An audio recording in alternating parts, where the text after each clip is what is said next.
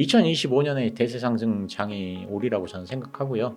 그래서 지금 이제 비트코인이 흔들리건 말건 지금은 뭐 전혀 신경 쓰지 않고 비트코인만 원을 지금은 보유해야 하고 알트코인은 보유할 때가 아니다.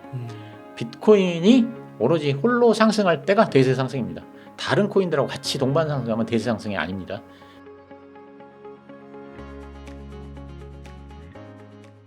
앞서서 말씀해 주실 때 운용자금이 100이라고 했을 때 네. 주식 60, 현금 20, 그리고 20이 비트코인이라고 하셨거든요. 네네네. 그리고 비트코인이 지금 상황에서는 주식보다도 좋을 수 있다. 저는 그렇게 생각합니다. 좋게 보신다.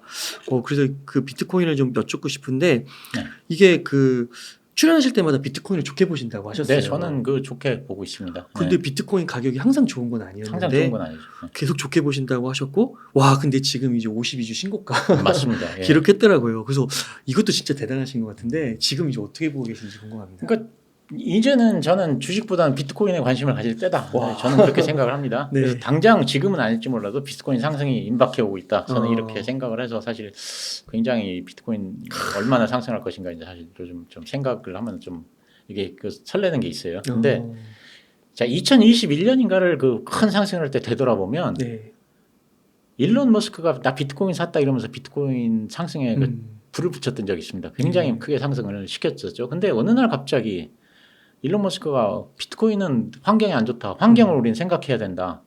이러면서 비트코인을 갖다 좀 이렇게 안 좋게 디스한 적이 있었어요. 생각나세요? 네, 그리고 팔기도 했잖아요. 네. 그래가지고 비트코인이 크게 하락을 했습니다. 그랬더니 그걸 캐시우드가 나서서 뭐라고 했냐면 아마 블랙록에 레리 핑크에서 전화를 받았을 거다 이렇게 얘기했습니다. 생각나세요? 아니요, 그건 모르겠어요. 아 그때 그 일론 머스크가 어느 날 갑자기 엉뚱하게 비트코인은 환경에 좋지 않다. 갑자기 이런 얘기를 한 거예요. 우리는 환경을 생각해야 된다. 그러면서 비트코인이 이제 소위 이제 말하는 말로 떡락을 했거든요. 네. 그랬더니 옆에서 이제 그때 캐시우드가 나서서 뭐라고 했냐면 아마 블랙록에 레리 핑크가 전화를 했을 거다. 그렇게 얘기를 했어요.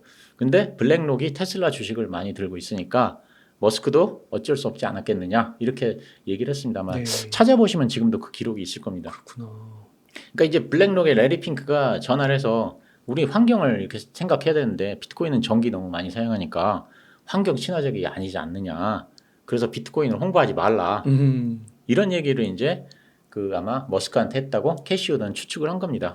이제 저는 이게 기억이 나거든요. 근데 얼마 전에 블랙록이 비트코인 현물 ETF를 신청했었습니다. 야, 그러네요. 네. 그래서 이제 시장에서는 승인 가능성을 50%로 보고 있는데 지금 생각해 보니까 이 레리 핑크가 그때부터 이 비트코인 그 현물 ETF를 염두에 뒀던 것 같아요. 산 거 자기네 살려고. 예, 그래서 현물 ETF 운영하려면 실제로 비트코인을 사야 되잖아요. 그럼 최대한 싸게 사야 되는데 머스크가 자꾸 비트코인을 띄우면서 가격이 폭등을 하니까 레리 핑크 입장에서는 이 비트코인을 비싸게 살 수가 없잖아요. 싸게 사야 되는데. 그래서 머스크를 통해서 이게 비트코인을 디스한 거 아닌가. 와. 그래서 비트코인은 상당히 많이 그 뒤로 하락했습니다. 그래서 저는 블랙록이 그래서 이 하락기를 이용해서 비트코인을 상당히 사놨을 거다. 야. 그러고 나서 이번에 현물 ETF 승인을 신청했을 거라. 저는 그렇게 생각하는데. 야, 이거 진짜 스토리가 그럴듯한데요. 맞을 것 같은데요. 저는. 예, 맞을 것 같은데요, 예, 진짜. 예. 와. 그러니까 여기도 블랙록도 그렇고 막 뭐 JP 모건인가요? 그런데도 되게 부정적으로 얘기하다가 예. ETF 신청하니까 다 신청하고 맞습니다. 예, 다 예. 들어가더라고요. 그런 거 보면 이미 다 준비를 하고 예. 그래서 계속 이 사람들 비트코인 떨어뜨리면서 밑에서는 사고 사실 그렇게 얘기했던 걸로 저는 보이고요. 그래서 네. 어쨌든 미국에서 금 ETF가 나온 게 2004년 11월인데 그 이름이 SPDR 골드 쉐어스 이거 출시된 지 3일 만에 10억 달러가 유입됐다고 합니다. 와. 그리고 이제 그 이후로도 많은 이제 금 ETF가 출시가 됐는데 미국에서만 1,000억 달러 넘는 자금이 금 ETF로 들어왔고요. 그래서 이제 이 ETF가 보유하고 있는 금이 국가로 치면 전 세계 4위에 해당된다고 합니다. 그래서 금도 이제 ETF가 되기 전에는 이제 사람들이 금을 사기가 굉장히 어려웠죠. 실물 보관도 하기가 어려웠고 분실 위험도 컸고. 근데 이제 금 ETF가 출시되면서 이제 금에 대한 사람들의 접근성이 좋아졌고 이제 그래서 상당 부분의 자금이 이제 금 ETF로 이동을 했고요. 그래서 그 오태민 박사님 얘기하시는 거 보니까 그 이후로는 이 ETF가 나온 이후로는 그 밑으로 한 번도 가격이 떨어진 적이 없었다 그러더라고요. 네. 예. 그래서 그 이후로 아마 16년간 4배 정도 상승한 걸로 알고 있는데요. 네. 그 비트코인 현물 ETF가 출시가 되면 큰 상승이 저는 있을 거라 예상을 하는데 네. 그 현물 ETF는 언제 승인되느냐의 문제일 뿐이지 승인이 되느냐 안 되느냐의 문제는 아니라고 생각하거든요. 네. 그래서 이번에 블랙록 ETF가 승인이 안 된다 할지라도 시간 문제일 뿐 머지않아서 ETF 현물 ETF는 승인이 될 것이다. 그러면 사실은 이거는 굉장히 큰 동력이 될 것이다 이렇게 생각을 하고요. 이번에 그 SEC가 코인베이스하고 바이낸스 제소를 했지 않습니까? 맞아요. 제소를 한 가장 큰 이유는 이제 암호화폐를 제도권으로 들이기 위한 본격적인 자금이다 이렇게 얘기할 수 있는데요. 기존에는 이제 암호화폐 시장 자체가 굉장히 적으니까 그 제도권의 은행이나 증권회사에서 이 시장을 무시를 했는데 이 시장이 점점 커지니까 제도권의 금융회사들이 이제 욕심을 내고 있는 거죠. 그러니까 SEC 입장에서는 당연히 이제 자기네가 밑에서 관리하는 금융회사들을 챙겨줘야 되는 거고, 근데 바이낸스는 사실상 무국적의 비제도권 회사고, 그래서 이제 비제도권 거래소부터 사업권을 뺏어서 제도권에 있는 금융회사들한테 사업권을 넘겨주기 위한 작업이다. 그래서 이렇게 보는 게 합리적인 것 같고요. 네. 그래서 조지 소로스 그 소로스 펀드 CEO가 SEC의 암호화폐 거래소 제소가 장기적으로 투자자들에게 긍정적인 효과를 안길 것이라고 하면서 전통 금융사가 암호화폐 주도권을 잡아가는 과정이다 이렇게 얘기를 했는데 저는 이거 완전히 맞다고 생각합니다. 그래서 암호화폐 주도권이 제도권으로 넘어가면 저는 시장이 굉장히 커질 거니까 좋을 거라고 생각을 하고요. 또 내년이면 또 미국 대선이고 자금 긴축도 완화될 거고 그 미국에서 이제 대선이 되면 선거가 있으니까 암호화폐가 이제 이슈가 될 수밖에 없는데 어차피 정치권에서 이제 표를 얻기 위해서 유화적인 태도를 취할 수밖에 없지 않느냐. 그런 이유로 해서 저는 2025년에 비트코인이 다시 한번 큰 상승이 있을 거다 이렇게 생각을 합니다. 네. 근데 이제 저는 2025년 상승이 마지막 상승이 되지 않을까 이제 이렇게 생각을 합니다. 그래서 이제 저는 개인적으로 2025년 이제 큰 상승이 지난 다음에 비트코인 다 처분할 생각인데요. 그래요. 예, 왜 그렇게 생각하냐면 아까 이제 조지 소로스 그 펀드 CEO가 말했듯이 암호화폐 주도권이 이제 전통 금융사로 이제 넘어가는 과정이고요. 그렇게 되면 앞으로 지금과 같이 막 5배, 10배씩 움직이는 그런 시장은 오기 힘들지 않겠느냐. 그냥 주식이 막 움직이는 정도로밖에 움직이지 않을 것 같다 이런 생각을 하고 있습니다. 근데 이제 2025년까지는 얼마 안 남았으니까 그때까지 이 기존의 금융회사들이 주도권을 잡기는 어려울 거고 그래서 2025년에 상승은 한 번 더 있을 거다 이렇게 생각을 하고 있습니다. 그 금도 편입된 이후에 처음에 그 ETF 나오는데 확 올랐다가 막 선물 옵션으로 가격을 이렇게 막 조정한다고 하더라고요. 네. 관리한다고. 그러니까 그런 차원도 있게 되겠네요. 저는 자기가 금융회사로 넘어가면 그 다음부터 문제입니다. 예. 그리고 이제 그만큼 거대 자본이 들어왔다가 그걸 또 충족시키는 자본이 또 들어와야 되는데 그러기가 또 쉽지 않을 수도 있는 거고. 네.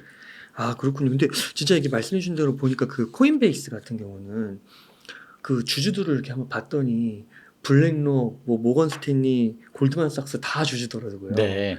그리고 또 이번에 그 블랙록이 그 커스터디, 그 비트코인 커스터디 서비스를 코인베이스로 파트너로 지정하기도 하고. 그런 게 또 이제 준비되는 과정이라고 할 수 있겠네요. 예. 그래서 지금 생각하면 좀 괘씸한 게 생각이 드는 게, 머스크한테 전화해가지고, 그러니까요. 자꾸 그 가격 떨구고. 그게 엄청난 진짜 그런 게 다 있는 거군요. 이게 전쟁이니까 돈이 맞습니다. 걸려 있으니까. 그 액면 그대로 그걸 믿으면 안 되는 거군요. 맞습니다. 예. 네, 그러면은 대표님 지금 시점에서 한 1억 정도 현금이 있다면은 앞서서 좀 얘기는 해주셨는데 다시 한번 어떻게 투자를 하면 좀 좋을까요? 저는 그래서 주식 60, 현금 20, 비트코인 20 정도로 이제 포트를 짜겠다고 말씀을 드렸지 않습니까? 그래서 이제 주식 6천만 원, 비트코인 2천만 원, 현금 2천만 원 이렇게 생각을 해보는데요.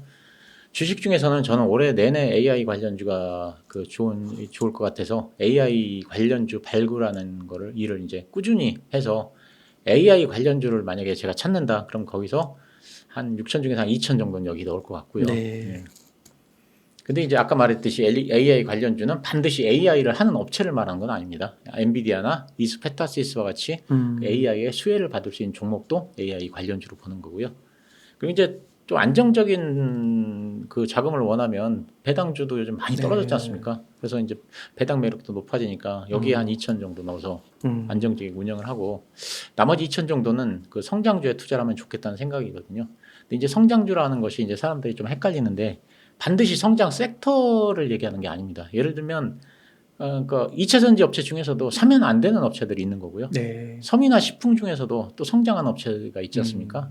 예를 들면 의류의 F&F라든가 뭐 음식료의 삼양식품 이런 데들이 한 10배씩 올랐는데 이런 것들도 이제 지금은 이제 너무 올랐지만 과거로 돌아가면 비록 의류와 식품이어도 성장주라고 볼 수 있는 거죠. 네. 사실 그래서 성장주에 그 안정적으로 투자를 한다. 그래서 그 제가 그 지난번 1월에 이제 말씀드렸던 건데 다시 한번 제가 리마인드를 하자면 그 찰리 먼거 그 버크셔 해스웨이 부회장께서 하신 말씀이 있습니다. 만약 내가 그 젊어진다면 나는 회사 초창기 기업을 찾아내서 투자하겠다. 이런 얘기를 했거든요. 그러면서 이제 샘 월튼의 월마트를 예로 들었는데요. 저는 이렇게 그 성장 가능성이 있는 기업의 초창기 기업이라든가 턴어라운드 기업에 나머지 2천 정도를 투자하고 장기로 보겠다. 저는 이것이 주식으로 볼 수 있는 가장 좋은 방법이라고 생각합니다. 물론 이제 종목을 열심히 공부해서 잘 찾아야 되지만요.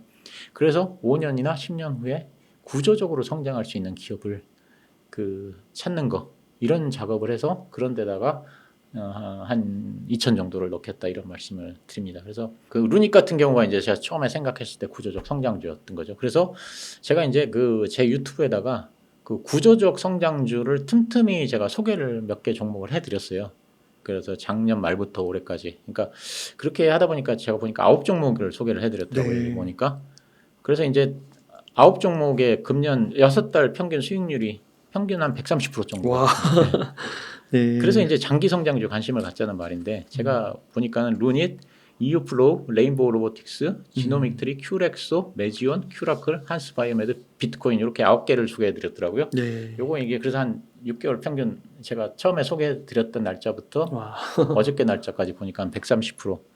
그러니까 이제 왜 그러냐 하면 장기 성장주는 어차피 회사가 성장을 하니까 좋아질 일만 남은 거잖아요. 그러니까 주가가 오를 가능성은 크고 떨어질 가능성은 적다는 거죠. 그렇죠. 그러니까 현재 시점으로 막 너무 오른 주식 말고 이제 그 장기적으로 성장할 것 같은 주식에 그러니까 너무 막 내일 이 주가 뜰까 아니면 뭐 한 달 후에 뜰까 이런 생각하지 말고 이런 장기 성장주 한 5년 후면은 굉장히 생각을 해보면 이 회사는 이렇게 좋아질 거다 하는 게 머릿속에 그려지는 회사들. 근데 지금 보면 주가가 그렇게 오르지 않은 그런 회사들을 찾아서 투자를 하면 저는 절대 잃을 가능성은 없지 않나. 절대란 말은 쓸 수 없지만 하여간 잃을 가능성은 굉장히 적지 않나 이런 생각을 합니다. 자꾸 여기 조금 오르면 일로 갔다가 또만 며칠 후에 팔고 또 절로 가고 이런 것보다는 결국은 저는 이런 투자 방법이 훨씬 큰 수익을 준다. 사실 그렇게 생각합니다. 그러니까 그게 이제 정말 가슴 떨리는 일이긴 한데 말씀을 들으면서도 진짜 대단하시다는 생각이 드는데 공부하기가 너무 괴로워서 그러니까요. 이제 그렇죠. 그리고 아까 얘기했듯이 스토리가 있는 기업을 찾는 게 저는 좋다고 생각을 하고요. 같은 회사라도. 그러니까 아니면 스토리를 하여간 본인이 스스로 잘 생각해가지고 이러한 스토리. 그 과거에 이렇게 보면은 스토리가 있는 기업들이 굉장히 많이 올라갑니다. 네. 그러니까 그 워런 버핏이 그 자기는 사업 보고서 읽을 때가 너무 좋다고 했는데 네. 참 그게 핑계일 수 있지만 무슨 사업 보고서를 했는데 그게 그렇게 재밌을 수가 있나요? 그러니까 대단하다고 생각. 하루에 뭐 대표님도 그러실 것 같은데. 저는 그렇게는 못합니다. 네. 그러면 대표님 혹시 지금까지 이렇게 말씀 너무 인사이트 넘치는 말씀 해주셨는데 미처 좀 다루지 못한 메시지가 있으실까요? 예, 제가 비트코인 얘기를 좀 했으니까 비트코인을 제가 좀 더 말씀을 드릴게요. 비트코인에 관심을 가져야 된다고 했는데 투자 전략에 대해서 말씀을 드리는 건데요. 네. 이건 뭐 저만 아는 특별한 비법은 아니고 비트코인에 오랫동안 투자한 사람이면 누구나 다 알고 있는 얘기입니다. 네. 그리고 이제 첫째 제일 말씀드린 건 지금 오로지 비트코인에만 관심을 가져야지 알트코인은 절대 관심을 가지면 안 된다. 심지어 이더리움에도 관심을 지금은 가지면 안 된다. 네, 저는 그렇게 생각하고요. 왜냐하면 대세 상승 장에서는 반드시 비트코인이 먼저 오르기 때문에 대장이니까. 예, 비트코인에 집중을 해야지 알트코인을 살 때는 아니다. 그래서 자 이렇게 화면을 보시면 구체적으로 말씀드리면요. 자 대세 상승기에 접어들면 1단계로는 비트코인만 오릅니다. 네. 다른 코인은 철저히 소외되고 오직 비트코인만 오릅니다. 지금도 약간 그런 것 같은데요. 지금 갖고는 안 되고 조금 더 그런 게 강해지는 거예요. 네. 그래서 비트코인이 정고점을 돌파하는데요.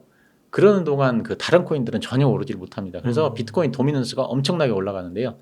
과거에는 비트코인 도미넌스가 최대 70%까지 올라갔습니다. 지금 도미넌스가 얼마나 되는지 잘 모르겠습니다. 지금 한 51, 2 네, 그러면 더 이제 쭉 올라가야 되는 거예요. 그러니까 이게 도미넌스가 비트랑 알트랑 그 100으로 했을 때 도미넌스가 비트코인이 70을 차지하고 알트가 30을 차지하고. 예, 과거에는 70까지 올라갔었습니다. 근데 이제 최근에 두 가지 면이 있습니다. 첫째는 알트코인이 너무 많아지면서 70까지 올라가기는 어려운 면이 있지만 또 최근에 SEC에서 알트코인들을 이제 공격하면서 알트코인 시가총액이 작아졌지 않습니까? 그러니까 또 올라갈 수도 있습니다. 예.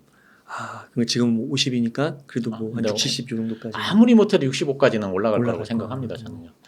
그러면 이제 비트코인 상승이 막바지에 이르면 이제 이더리움이 상승을 시작합니다. 이것이 이제 2단계입니다. 그래서 이제 비트코인이 상승을 멈추고 있다는 횡보를 합니다. 근데 이더리움은 계속 상승합니다. 네. 그러면서 이제 이더리움이 움직이면 다른 알트코인들이 이제 이더리움을 따라서 상승에 좀 합류를 하고요. 이때는 이제 비트코인은 여전히 횡보를 하고 이더리움은 상승을 하지만 알트코인은 더 크게 상승하고 이제 이때 이제 10배, 20배, 30배짜리 알트코인들이 막 무더기로 쏟아질 때죠. 예. 네. 그리고 그때 이제 상승하는 알트코인들은 굉장히 선별적인 알트코인만 상승을 할 건데 시대의 조류하고 맞는 것만 올라갑니다. 그러니까 지금은 어떤 코인이 2년 후에 올라갈지 모릅니다. 예를 들면 2020년에는 메타버스, P2E 같은 코인들이 이제 상승을 주도했으니까요. 그 당시 딱 시대에 맞는. 네. 이렇게 해서 이제 모든 코인들이 상승을 하면 비트코인, 이더리움, 알트코인들이 다 동시에 큰 하락을 하고요. 네. 이것이 3단계 하락을 합니다. 이렇게 해서 상승 사이클이 마감되는데 제가 이제 좀 이렇게만 얘기하면 잘 무슨 얘기인지 모르시니까 제가 이제 그 구체적으로 이제 자료를 보면서 말씀드리겠습니다. 보시는 차트는 2017년 비트코인입니다. 비트코인이 본격 상승하면서 정고점을 돌파한 날이 2017년 10월 11일입니다. 네. 그러면 자, 이날 비트코인이 정고점을 돌파한 날 이더리움을 한번 보면요. 이더리움은 하고 움직일 생각을 안 하고 있습니다. 그냥 횡보를 하고 있습니다. 예. 그러면서 이제 이더리움이 정고점을 돌파하면서 본격 움직임을 보이기 시작한 날은 이제 이날은 비트코인이 움직이기 시작한 날로부터 40일 후입니다. 이날이. 한 달 조금 넘어서. 한 달. 자, 그러면 이제 자, 이번에는 비트코인이 최고점에 도달한 날입니다. 비트코인은 2017년 12월 16일에 최고점에 도달했습니다. 참고적으로 지금 표시하는 원화는 그 당시 달러를 그냥 컨버트한 거고요. 김치 프리미엄은 반영이 안 되는 겁니다. 네. 그럼 비트코인이 최고점에 도달한 2017년 12월 16일에 이더리움은 어떻게 됐을까요? 아직도 한참 상승 중입니다. 즉 비트코인은 최고점인데 이더리움은 이제 늦게 시동에 걸려서 계속 올라가고 있는 겁니다. 자, 비트코인이 최고점에 도달한 후에 이제 한참 횡보를 하거나 소폭 하락하는 동안에 이더리움은 계속 상승을 해서 2018년 11월 13일에 최고점에 도달했습니다. 비트코인보다 한 달 후에 최고점에 도달을 했습니다. 그래요? 예. 약간 한 달 늦게 시작해서 한 달 늦게까지. 이제 정리를 한번 해보면요. 네. 대세 상승을 할 때는 비트코인만 상승을 합니다. 비트코인이 일단 정고점을 돌파해야 그 다음에 다른 코인들이 움직일 생각을 합니다. 그래서 알트코인들이 상승을 하기 위한 조건은 비트코인 정고점 돌파입니다. 네. 그래서 이더리움은 비트코인보다 약 40일 후부터 본격적으로 상승을 해서 비트코인보다 한 달 후에 최고점에 도달을 했습니다. 알트코인 중에서는 당연히 이더리움이 가장 먼저 움직이고 이더리움이 상승을 하면 조만간 다른 알트들도 이제 상승에 합류를 합니다. 그러면 자 이제 요거는 자 다음 사이클 대세 상승을 한번 보겠습니다. 자 요거는 이제 4년 후인 2021년 그 봄의 대세 상승입니다. 그 보시는 차트는 이제 2020년부터 2021년까지 비트코인인데요. 비트코인이 정고점을 돌파한 날이 2020년 12월 17일입니다. 네. 그러면 이날의 이더리움을 한번 보겠습니다. 이날은 뭐 이더리움은 움직일 생각도 안 하고 있습니다. 그냥 횡보를 하고 있습니다. 그러면 아까 정고점이 한 210만 원이니까 한 떨어졌네요. 한 60-70% 이때도 떨어져 있는 상태네요. 그렇죠. 한참 떨어져 있는 상태죠. 예. 이더리움이 정고점을 돌파하면서 본격 움직임을 이제 시작한 날은 2021년 2월 2일부터입니다. 네. 비트코인이 정고점을 돌파해서 움직이기 시작한 날부터 45일 옵니다. 예. 자, 그러면 이제 이번에는 비트코인이 최고점에 도달한 날인데요. 2021년 4월 13일입니다. 최고점에 이때 도달했습니다. 그럼 이때는 이더리움은 뭐 하고 있었느냐? 아직도 멀었습니다. 예. 그 비트코인이 최고점에 도달한 후 횡보하고 또는 소폭을 하락하는 동안 이더리움은 계속해서 상승을 합니다. 그래서 5월 12일에 이제 이더리움이 최고점에 도달을 했고요. 그래서 이제 이것도 마찬가지로 자, 이게 보면은 2021년 보면 대세 상승을 할 때 이더리움이 비트코인보다 약 40일 후부터 본격 상승을 시작해서 한 달 후에 최고점에 도달했습니다. 그러니까 결국 자, 요약을 하자면 2017년하고 2021년 다 대세 상승 때는 모두 이더리움은 비트코인보다 40일에서 45일 늦게 정고점을 돌파해서 움직이기 시작했고 이더리움은 비트코인보다 한 달 후에 최고점에 도달합니다. 그러니까 이더리움은 비트코인보다 한 3, 40일 후에 발동이 걸린다고 볼 수 있고요. 다른 알트코인들은 더 늦죠. 이더리움이 움직이기 시작한 다음에 이제 시차를 두고 움직이기 시작합니다. 그리고 그때는 이제 아까 시대의 그 시류에 맞는 알트코인들이 뭐 엄청나게 10배, 20배, 30배, 50배씩 오르는 코인들이 속출하고요. 이런 코인들은 다 이때 이제 탄생을 했습니다. 근데 자, 이런 게 우연히 나타나는 현상은 아닙니다. 왜냐하면 암호화폐 이 구조에 대해서 아신다면 그런 분들은 비트코인이 먼저 오를 수밖에 없다는 걸 잘 알고 있습니다. 그래서 이제 전략이라고 하면 일단은 암호화폐는 비트코인만을 지금은 보유해야 하고 알트코인은 보유할 때가 아니다. 비트코인이 오로지 홀로 상승할 때가 대세 상승입니다. 다른 코인들하고 같이 동반 상승하면 대세 상승이 아닙니다. 비트코인만 상승을 해야 하는 이유는 그래야 이제 에너지가 축적되어 이제 밀집되어 폭발하기 때문이고 비트코인이 상승을 한다는 의미는 비트코인의 거래량이 다른 코인에 비해서 폭발적으로 늘어난다는 그런 뜻입니다. 그러니까 거래대금 측면에서 볼 때 이제 비트코인이 거래대금이 계속 상위권에 있어야 된다는 얘기죠. 그래서 저는 이제 이 전략을 한번 고민해 보라는 말씀을 이제 저 시청자분들께 드리는 겁니다. 2025년에 대세 상승 장이 오리라고 저는 생각하고요. 그래서 지금 이제 비트코인이 흔들리건 말건 지금은 뭐 전혀 신경 쓰지 않고 떨어지면 조금씩 사모으고 있는 그런 상태입니다. 네. 아, 그러시군요. 네.